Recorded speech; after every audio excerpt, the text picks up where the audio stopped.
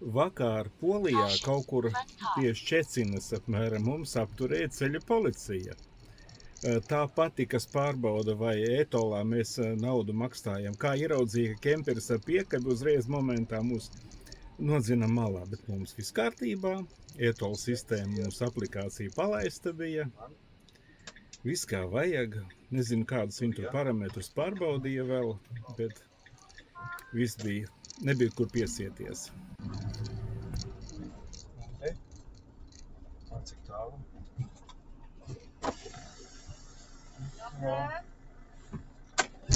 Inspekcijā, kontrolā. Entering the sentinel mode. Ieņemsies nauda, tev viss kārtībā. Tagad ir 259 palikuši zloti.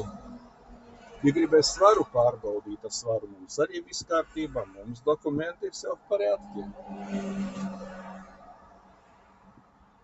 Tagad meitene paņēma uz savu mašīnu tos dokumentus mūsējos. Tiesības un 2 tehniskās klases.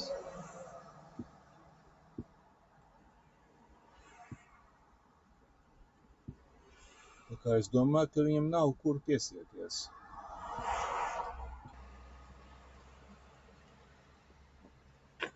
O, nē. Okay? Ok. Var braukt, viss kārtībā. Nu, ja meitenē nebija kur piesieties.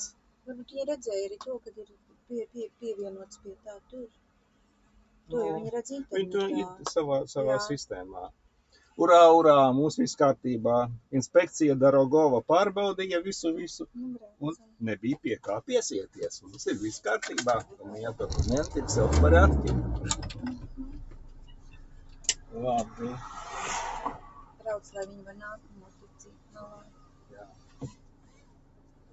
Kamera reset.